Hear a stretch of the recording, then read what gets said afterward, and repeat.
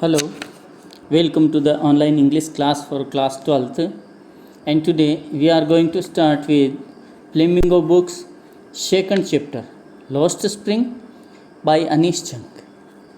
Lost Spring chapter दो part में है, दो स्टोरी है, जिसमें पहली स्टोरी है sometimes I find a rupee in the garbage और सेकंड पार्ट है I want to drive a car. तो पहले sometimes I find a rupee in the garbage lessons में से आए हुए नए वर्ड्स देख लेते हैं। फर्स्ट वर्ड है इसमें एनकाउंटर, मतलब कि मिलती हूँ। स्क्राउंगिंग, खोजबीन करते हुए, ढूंढते हैं उसको कहते हैं, ढेर में से कुछ ढूंढना।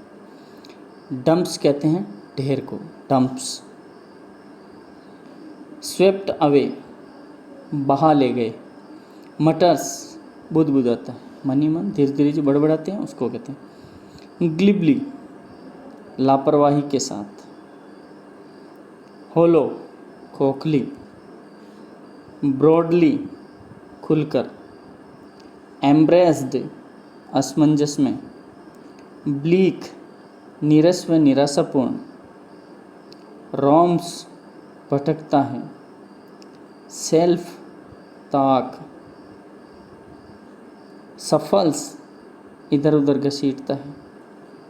ऑन्ड, स्वामित्व रखता था या स्वामित्व रखा। परपेचुअल, परपेचुअल कहते हैं स्थायी। ड्रॉन्ड, डूबा हुआ। डिसोलेशन, खालीपन। पेंटिंग, हाँफते हुए या हाँफता हुआ। रेग पिकर्स, कचरा इकट्ठा करने वाले। एक्वांटेंस, जान पहचान। पेरीफेरी, सीमा। मेटाफोरिकली, उपमा की दृष्टि से। स्केटर्स, सार्वजनिक भूमि पर अवैध कब्जा जमाकर रहने वाले, उनको कहते हैं स्केटर्स। स्केचर्स। वाइल्डरनेस, उजाड़ या सुनसान जगह। स्ट्रक्चर्स, घर, झोंपड़ियाँ। सीवेज, गंदे पानी का निकास। सर्वाइवल, जीवन यानी जिंदा रहना जिसको अपने कहते हैं। टेटर्ड, फटी हुई। पिच, गाड़ देना। ट्रांजिट, अस्थायी। प्रोपोर्शंस, आकार। फेंस्ड, बाड़ लगा हुआ। हम्स, गुनगुनाता हुआ बोलता है। डिस्कार्डेड, त्यागे हुए। इंटेंटली, ध्यान से। अब देखते हैं अपन इस चैप्टर के second story I want to drive a car के नए वर्ड्स से। इंसिस्ट्स, जोर देता है या अड़ा हुआ है। लूम्स, अस्पष्ट किंतु बड़े आकार में दिखता है। मिरेज, मृग मरीचिका। ग्लास ब्लोइंग, कांच को आकार देना। फर्निसेस, भट्टियाँ। डिंगी, गंदी और अंधेरी। सेल्स, कोठरियाँ। स्लोग, मेहनत करते हैं। बीम, चमकने लगती है। वॉलंटियर्स, स्वेच्छा प्रकट करता है। स्टिंकिंग, बदबूदार। हॉवेल्स, टूटी फूटी झोंपड़ियाँ। वोबली, डगमगाते हुए। कोएग्जिस्टिंग, साथ साथ रहते हुए। प्राइमेवल, आदिकालीन। बैंग्स, ठोकर मारता है। शेक, कुटिया। थैस्ड, फूस का छप्पर। सिजलिंग, छन छन की आवाज़ के साथ उबलता हुआ। फ्राइल, दुबली पतली। वेल, घूंघट। इम्पोवरिस्ड, कंगाल व शक्तिहीन। रिनोवेट, मरम्मत करना। लीनियस, वंश परंपरागत या जातिगत धंधा। इम्प्लाइज, अर्थ लगाती हैं। माउंड्स, ढेर। अनकेम्प्ड, बिना संवारे हुए। सेंटी, झोंपड़ियों से भरे हुए। फ्लिकरिंग, टिमटिमाते हुए। फ्लेम्स, ज्वालाएं। ड्रेब, भद्दा या नीरस। सोल्डरिंग, टाँका लगाते हुए। सेंक्टिटी, पवित्रता। ऑस्पिशियसनेस, शुभत्व, ड्रेंड, रहित, रिंग्स सुनाई देता है, लेमेंट विलाप, माइंड नंबिंग चेतना शून्य करने वाला। और यहाँ इस वर्ड की स्पेलिंग सही करें, INITIATIVE, INITIATIVE, इनिशिएटिव। इनिशिएटिव कहते हैं पहल करने की क्षमता। कोऑपरेटिव सहकारिता, विशियस सर्किल कुचक्र, मिडिलमैन बिचौलिए, ट्रैप्ड फंसा लिया, हॉल्ड अप घसीट ले जाएंगे, अपैथी उदासीनता, वेब जाल, स्टिग्मा कलंक, बैगेज बोझ, डेयर चुनौती देना, हार्टलिंग डाउन तेजी से दौड़ती हुई। तो ये थे दोनों स्टोरीज में आए हुए न्यू वर्ड्स। सबसे पहले आपको मीनिंग याद करने हैं और अब हम देखेंगे पाठ का हिंदी ट्रांसलेशन। तो आइए देखते हैं सेकंड चैप्टर लॉस्ट स्प्रिंग की दोनों स्टोरीज का Hindi translation. Lost spring stories of stolen childhood. Following is an extract from Anees Jung's book title lost spring stories of stolen childhood. ये टुकड़ा जो ये अंश है ये अनीश जंग की किताब जिसका शीर्षक है lost spring stories of stolen childhood से लिया गया है। Here she analyses the grinding poverty and traditions. यहाँ पर अनीश जंग जो पिसती हुई गरीबी है और जो परंपराएं हैं which condemn these children to a life of exploitation, जो कि इन बच्चों को शोषण की ओर धकेलती है, उन परंपराओं और उस पिसती हुई गरीबी का विश्लेषण करती है। तो फर्स्ट स्टोरी है sometimes I find A rupee in the garbage. Means कई बार मुझे कचरे में 1 रुपया मिल जाता है। Why do you do this, तुम ये क्यों करते हो। आई आस्क साहेब, मैंने साहेब से पूछा। whom I encounter every morning scrounging for gold in the garbage dumps of my neighborhood, जिसको मैं हर सुबह मेरे पड़ोस में कचरे के ढेर में से सोना चुनते हुए या खोजबीन करते हुए मैं हर रोज़ सुबह मिलती हूँ।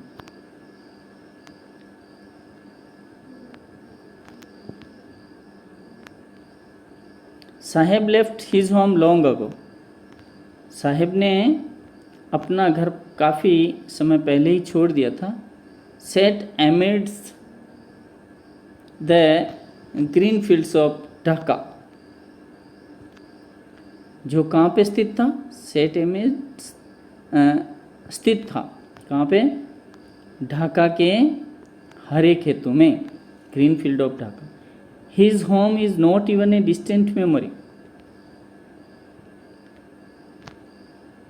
उसका जो घर है वो कोई बहुत दूर की याद नहीं है, यानी अभी भी की घटना है, अभी भी उसको याद है अच्छी तरह से अपना घर। There were many storms that swept away their fields and homes, बहुत सारे तूफान उनके खेतों और घरों को बहाकर ले गए थे।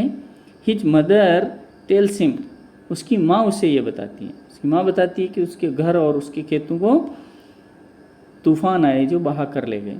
दैट्स वाई दे लेफ्ट, इसलिए उन्होंने छोड़ दिया था, इसलिए उन्होंने अपना घर छोड़ दिया था। Looking for gold in the big city where he now lives, और अब वो लुकिंग फॉर गोल्ड सोना ढूंढने के लिए बड़े शहरों में रहते हैं। I have nothing else to do he mutters looking away, वह बड़बड़ाता है, कैसे, लुकिंग अवे दूर देखता हुआ, क्या कहता है, दूर देखता हुआ बड़बड़ाता है, धीरे से बोलता I have nothing else to do, मेरे पास करने को कुछ नहीं। गो टू स्कूल आई से ग्लिबली, मैं धीरे से कहती हूँ कि स्कूल जाओ। ग्लिबली कहते हैं थोड़ा चतुराई के साथ, ज़्यादा ध्यान नहीं देते हुए, लापरवाही के साथ कहती हैं। Realising immediately how hollow the advice must sound,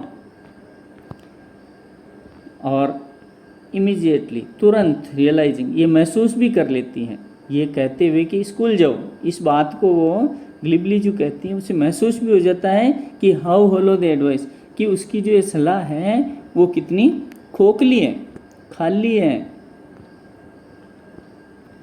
must sound यानी उनको लगे होंगे, उस बच्चे को उसकी जो ये शब्द थे कि तुम स्कूल जाओ, ये कितने खोखले लगे होंगे।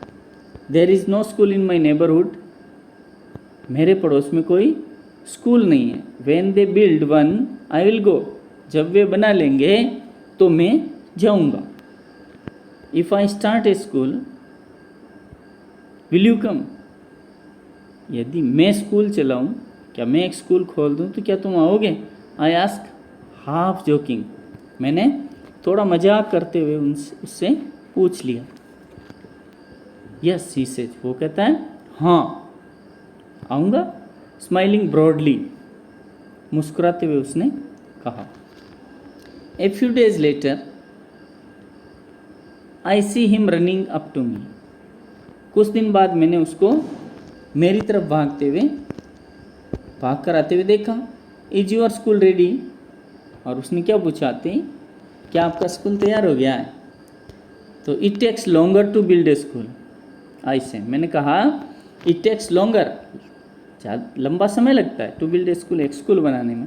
आई से, मैंने कहा एम्ब्रेस्ड, थोड़ा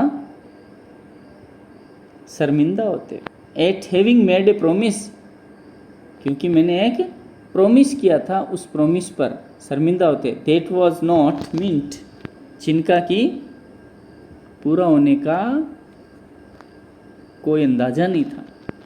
but promises like mine abound in every corner of his bleak world, परंतु प्रोमिसेस लाइक माइन, मेरे वादों जैसे वादे, अबाउंड ढेर सारे हैं, in every corner of his bleak world, उसके काले संसार में, उसकी सुनी दुनिया में, हर कोने में इस तरह के, यानी उसकी पूरी सुनी दुनिया इस तरह के वादों से भरी पड़ी है।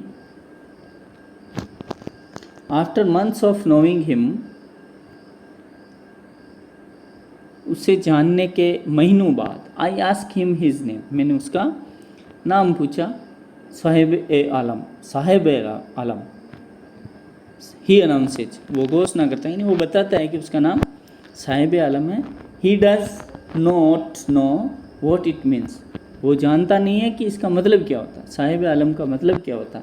If he new it's meaning, अगर वो इसका मीनिंग जानता होता तो मीनिंग क्या है, लॉर्ड ऑफ द यूनिवर्स, ब्रह्मांड का स्वामी। He would have a hard time believing it, अगर वो इसका मीनिंग जानता होता तो he would have a hard time believing it, तो उसे इस बात पर विश्वास होने में काफ़ी मुश्किल होती, यानी वो इस बात पर विश्वास नहीं करता है। Unaware of what his name represents, इस बात से बेखबर कि उसके नाम का क्या मतलब है।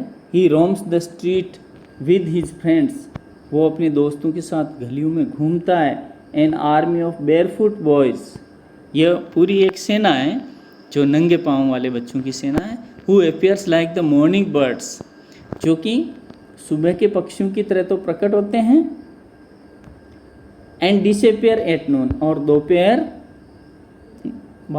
दोपहर को जो लोग वो गायब हो जाते हैं पक्षी, उस तरह के ये पूरी एक फौज है। Over the months I have come to recognise each of them, महीनों बाद मैं उनमें से हर एक को पहचानने लग गई थी। Why aren't you wearing chappals, I ask one, मैंने एक से पूछा कि तुम चप्पल क्यों नहीं पहनते हो। My mother did not bring them down from the self, he answer simply, तो वो सिंपली साधारण रूप में जवाब देता है कि मेरी माँ उन्हें ताक से उतारती नहीं है।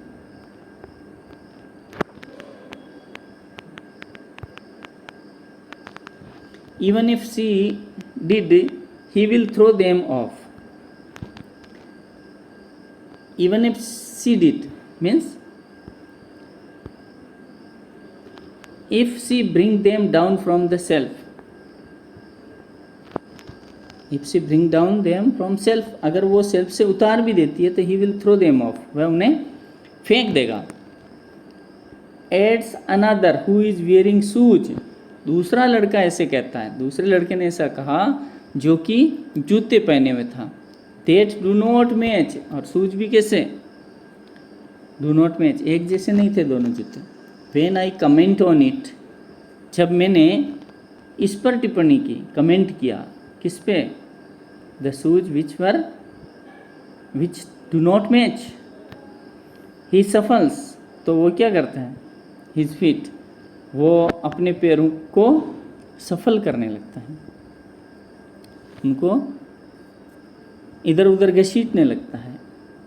And says nothing, और कुछ नहीं बोलता. I want shoes, मुझे जूते चाहिए. Says a third boy, तीसरा लड़का बोला. Who has never owned a pair all his life, जिसने अपने जीवन में कभी जूते नहीं पहने थे. Traveling across the country, देश का भ्रमण करते हुए. I have seen children walking barefoot in cities on village roads, पूरे देश का भ्रमण करते हुए मैंने शहरों में, गांव की सड़कों पर बच्चों को barefoot घूमते हुए देखा है. It is not lack of money, ये पैसों की कमी की बात नहीं है, यानी ये पैसों की कमी के कारण नहीं है, but a tradition to stay barefoot, बल्कि नंगे पैर रहने की परंपरा के कारण है. इज वन एक्सप्लेनेशन, यह एक स्पष्टीकरण होता है. I wonder if this is only an excuse to explain away a perpetual state of poverty. I wonder, मैं हैरान होती हूँ कि क्या यह लगातार चलती हुई गरीबी को उचित ठहराने का बहाना है. बहाना, एक्सक्यूज, टू एक्सप्लेन अवे, यानी उचित ठहराना. परपेचुअल स्टेट ऑफ पॉवर्टी, लगातार चलने वाली स्थायी गरीबी की जो अवस्था है उसको उचित ठहराने का एक बहाना मात्र है. आई रिमेंबर ए स्टोरी, मुझे एक कहानी याद है.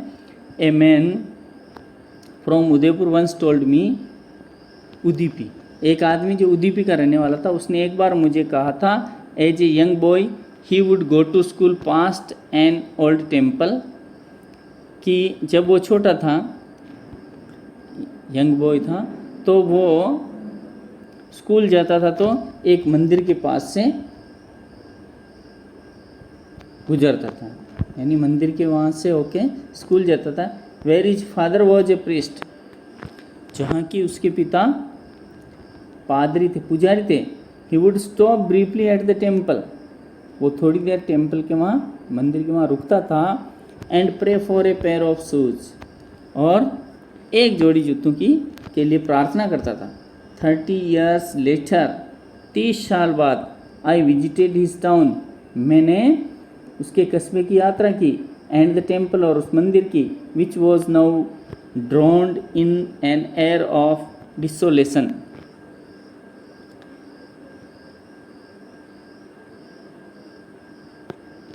जो क्या हुआ था? Now drowned in an air of desolation, यानी उस मंदिर को अब सब छोड़ चुके थे, इसलिए वो खाली पड़ा हुआ था, खालीपन था उस मंदिर में. इन द बैकयार्ड, और पीछे का जो आंगन था, where lived the new priest, जहाँ की नया पुजारी रहता था. There were red and white plastic chairs, वहाँ पे लाल और सफ़ेद रंग की प्लास्टिक चेयर पड़ी हुई थी. ए young boy dressed in A grey uniform, एक लड़का जो ग्रे कलर की यूनिफॉर्म पहने हुए था.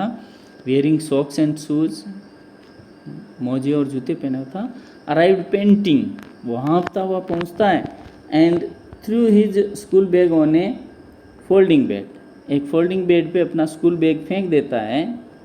लुकिंग एट द बॉय, उस लड़के को देखकर, I remembered the prayer another boy had made to the goddess, मुझे जो दूसरे लड़के ने प्रार्थना की थी वो प्रार्थना याद आ जाती है कि वो देवी से क्या प्रार्थना करता। When he had finally got a pair of shoes, कि अंत में उसे एक जोड़ी जूते मिल ही गए थे। Let me never lose them, मैं इन्हें कभी नहीं खोऊंगा। The goddess had granted his prayer, देवी उसकी प्रार्थना मान गई थी। Young boys like the son of the priest now wore shoes, उस पुजारी के बेटे की तरह नौजवान लड़के आजकल जूते पहनते हैं, अब जूते पहनते हैं। But many others like the rag pickers in my neighbourhood remain shoeless, परंतु मेरे पड़ोस के कचरा बीनने वालों की तरह और लोग भी हैं जो जूतों के बिना रहते हैं। My acquaintance with the barefoot rag pickers leads me to Seemapuri, नंगे पांव चलने वाले जो कचरा बीनने वाले बेयरफुट रेग पिकर्स हैं, उनसे मेरी पहचान मुझे सीमापुरी ले जाती है। सीमापुरी क्या? A place on the periphery of Delhi, Delhi के पेरीफेरी में एक स्थान, पेरीफेरी कहते हैं आउटस्कर्ट एरिया, दिल्ली के बाहर वाला area. Yet miles away from it, जो दिल्ली का वैसे तो पेरीफेरी एरिया है लेकिन मीलों दूर है। मेटाफोरिकली, मेटाफोरिकली हिंदी में अर्थ होता है लाक्षणिक, तो जैसा दिखता है लाक्षणिक रूप में, लक्षण रूप में, वो हमें मीलों दूर लगता है। Those who live here are squatters, जो लोग यहाँ रहते हैं वे स्केटर्स हैं। स्केटर्स कहते हैं जो लोग ज़मीन पर अवैध कब्जा करके रहने लग जाते हैं। और ये स्क्वेटर्स कौन है? Who came from Bangladesh back in 1971, ये लोग बांग्लादेश से आए 1971 में। Saheb's family is among them, Saheb का परिवार भी उनमें से एक है। Seemapuri was then a wilderness, Seemapuri उस समय जब वो लोग बांग्लादेश से आए थे 1971 में, तब ये केवल एक उजाड़ स्थान था जहाँ कोई नहीं रहता था। इट स्टिल इज, ये अभी भी है, ये अभी भी वाइल्डरनेस है, but it is no longer empty, लेकिन अब यह खाली नहीं है। इन स्ट्रक्चर्स ऑफ मड, मिट्टी की के स्ट्रक्चर्स बने हुए हैं, झोपड़ियाँ बनी हुई हैं। विद रूफ्स ऑफ टिन, जिनके ऊपर टिन की छतें हैं। एंड टर्पोलिन, और टर्पोलिन की छतें। Avoid of sewage, drainage and running water, जहाँ की न तो गंदे पानी के निकास के लिए सिस्टम सीवेज लाइनें बनी हुई है, न ड्रेज नालियाँ हैं, और न ही पीने का पानी वहाँ पे है। लिव 10,000 रेग पिकर्स, और वहाँ पे 10,000 रेग पिकर्स रहते हैं। They have lived here for more than 30 years without an identity, ये लोग यहाँ पे 10 वर्षों से भी अधिक समय से रह रहे हैं और बिना अपनी कोई पहचान के, बिना आइडेंटिटी के। विदाउट परमिट्स, बिना परमिट्स के। बट विद राशन कार्ड्स, लेकिन इनके पास राशन कार्ड्स हैं। That get their names on voters, जिसके कारण वोटर्स लिस्ट में उनका नाम आ जाता, voters list. And enable them to buy grain, और वोटर्स लिस्ट में नाम और उनके पास राशन कार्ड होने से ये लोग ग्रेन्स, अनाज खरीद सकते हैं। Food is more important for survival than an identity, भोजन एक पहचान से ज़्यादा महत्वपूर्ण चीज़ है, ज़्यादा ज़रूरी चीज़ है। If at the end of the day, अगर दिन के अंत में we can feed our family and go to bed without an aching stomach, अगर दिन के अंत में हम हमारे परिवार को खिला सकते हैं, खाना खिला सकते हैं, और बिना पेट दर्द के अगर हम सो जाएं, तो we would rather live here than in the fields, तो खेतों से रहने के बजाय यहाँ रहना हमारा ज़्यादा बढ़िया है। That gave us no grain, वो खेत जो हमें अनाज नहीं देते हैं। Say a group of women in tattered saris, जो फटी पुरानी चीथड़ों वाली साड़ियाँ पहने हुए हैं, महिलाओं का ऐसा समूह ये बात बोलता है। व्हेन आई आस्क देम, जब मैं उनसे पूछती हूँ, why they left their beautiful transit homes, जब मैं उनसे पूछता हूँ कि उन्होंने अपने घर क्यों छोड़ दिए, घर कौन से, ट्रांजिट अस्थायी घर, children beautiful land of green fields and reverse, मैं उनसे पूछती हूँ कि उन्होंने अपने सुंदर खेतों और नदियों वाली ज़मीन को क्यों छोड़ दिया। Wherever they find food, जहाँ कि उनको भोजन मिलता है। दे पिच दियर टेंट्स, उन्होंने अपने जहाँ भी उनको भोजन मिलता है, दे पिच दियर टेंट्स, वो अपने तंबू वहाँ लगा देते हैं। देट बिकम ट्रांजिट होम्स, जो कि उनके अस्थायी घर बन जाते हैं। Children grow up in them, बच्चे उनमें बड़े होते हैं। Become partners in survival, becoming partners in survival, बच्चे बड़े होते हैं तो क्या बनते हैं, उनके सर्वाइवल के पार्टनर बनते हैं। जिंदा रहने में उनके पार्टनर रहते हैं वो, कैसे, क्योंकि छोटे बच्चे रेग पिकिंग का काम करते हैं और अपने परिवार का पोषण करने का काम करते हैं। And survival in Seemapuri means रेग पिकिंग, और सर्वाइवल सीमापुरी में होने का मतलब है कि वहाँ रेग पिकिंग ही वहाँ सर्वाइवल का एक साधन है। Through the years it has acquired the proportions of a fine art, वर्षों बाद किसने रेग पिकिंग ने फाइन आर्ट का रूप ग्रहण कर लिया है।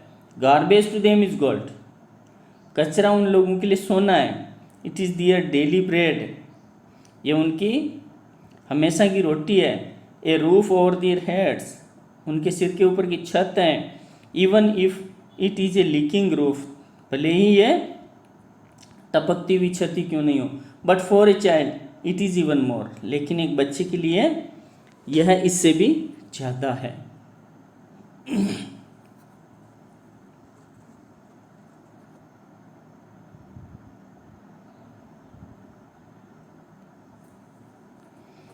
I sometimes find a rupee, even a 10 rupee. Saheb says, his eyes lighting up. साहेब जब ये बात कहता है तो उसकी आंखें चमकती हैं। वो कहता है कि I sometimes find a rupee, मुझे कभी कभी 1 रुपया मिल जाता, और even a 10 rupee note, और 10 का नोट भी मिल जाता। When you can find a silver coin in a heap of garbage, जब तुम्हें कचरे में चांदी का एक सिक्का मिल जाता है तो you don't stop scrounging for there in hope of finding more, तो आप लोग खोजबीन करना बंद नहीं करते हो। क्यों? For there is hope of finding more, क्योंकि और अधिक मिलने की आशा रहती है। It seems that for children garbage has a meaning different from what it means to their parents. इसका मतलब यह है कि बच्चों के लिए गार्बेज का मतलब अलग है, किससे, उनके माता पिता के लिए जो अर्थ रखता है उससे अलग अर्थ बच्चों के लिए गार्बेज रखता है। For the children it is raped in wonder, बच्चों के लिए यह, इसमें एक अजूबा छुपा रहता है, इसमें वंडर है। For the elders it is mean of survival, और बड़े लोगों के लिए, वृद्ध लोगों के लिए क्या है, मीन्स ऑफ सर्वाइवल, जीवित रहने का साधन है। One winter morning I see Saheb standing by the fenced gate of the neighbourhood club. एक विंटर मॉर्निंग में, सर्दी की सुबह में, मैंने साहेब को पास के एक क्लब के गेट के पास, गेट के साथ फेंस्ड, जहाँ बाड़ लगी हुई थी, तो उस गेट के पास मैंने उसे खड़ा हुआ देखा। Watching 2 young man dressed in white playing tennis. शायद क्या कर रहा था, दो आदमियों को जो सफ़ेद ड्रेस पहने हुए थे टेनिस खेलते हुए देख रहा था। आई लाइक द गेम, मुझे गेम पसंद है। ही हम्स, वह धीरे से बोलता है, गुनगुनाता है, बड़बड़ाता है।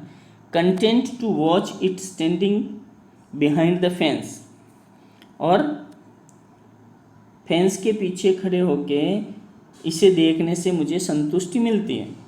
I go inside when no one is around, he admits, वो ये बात स्वीकार करता है कि आई गो इनसाइड, मैं भी अंदर चला जाता हूँ, when no one is around, जब आसपास में या यहाँ कोई नहीं होता है। Then gate keeper lets me use the swing, और जो गेट कीपर है वो मुझे झूला झूलने देता है। Saheb too is wearing tennis shoes, Saheb भी टेनिस शूज पहनता है। That look strange over his discoloured shirt and shorts, जो कि उसकी डिसकलर्ड, फीकी पड़ी हुई, जिसका रंग उड़ गया, फीकी पड़ चुकी शर्ट और उसके निकर के साथ बहुत ही अजीब लगते हैं। Someone gave them to me, किसी ने मुझे ये दिए। He says in a manner of an explanation, वह एक्सप्लेनेशन के लिहाज से कहता है, यानी सफाई देने के तरीके से ये बात कहता है कि मुझे किसी ने दिए हैं। The fact that they are discarded shoes of some rich boy, जबकि सही बात तो यह है कि वे किसी अमीर लड़के के द्वारा फेंके गए जूते हैं। Who perhaps refused to wear them, उसने उन्हें पहनने से मना कर दिया था। Because of a hole in one of them, क्योंकि उनमें से एक जूते में एक छेद था। डज नॉट बॉदर हिम, और ये छेद भी उसे बॉदर नहीं करता है, इस छेद से साहब को कोई परेशानी नहीं होती।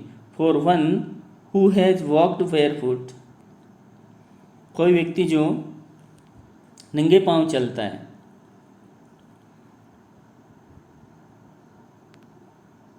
Even shoes with a hole is a dream come true,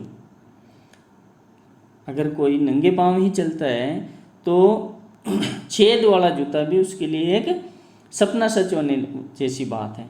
but the game he is watching so intently is out of his reach, लेकिन जो गेम वो देख रहा है, जो खेल वो देख रहा है इंटेंटली, बड़े ध्यान से, वो उसकी पहुंच से बाहर है, out of his reach. This morning Saheb is on his way to milk booth, आज सुबह, इस सुबह साहेब दूध का जो बूथ होता है, मिल्क बूथ, उस रास्ते पे जा रहा था। In his hand is a canister, A steel canister, और उसके हाथ में एक स्टील की कैनिस्टर डिब्बा है, केतली है। I now work in A tea stall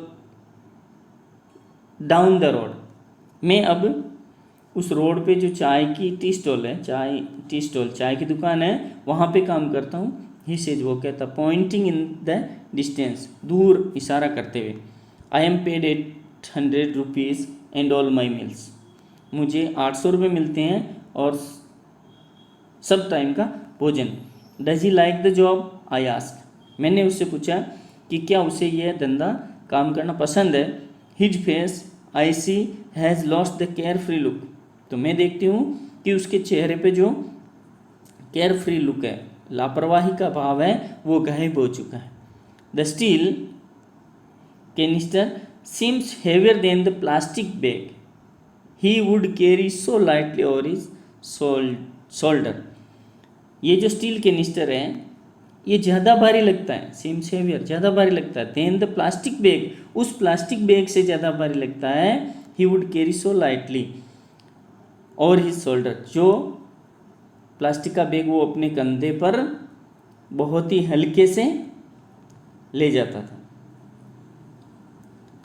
the bag was his, अभी कारण क्या है कि द बैग वॉज हिज, जो बैग था प्लास्टिक बैग वो उसका था। The canister belongs to the man who owns the tea shop, लेकिन कैनिस्टर उस आदमी का है जिसकी की दुकान है। Saheb is no longer his own master, Saheb अब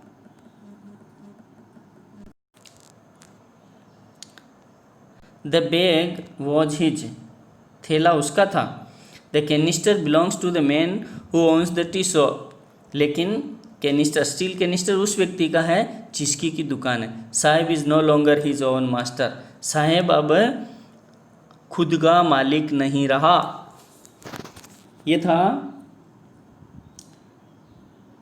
थी एक कहानी इस सेकंड चैप्टर की, और दूसरी कहानी है I want to drive a car, और ये सेकंड कहानी दूसरे वीडियो में डालता हूँ। तब तक इस स्टोरी को पूरा पढ़िए, और क्वेश्चन आंसर मैं लास्ट में डालूँगा जिनको आपको अपनी नोटबुक्स में लिखना है। Thank you.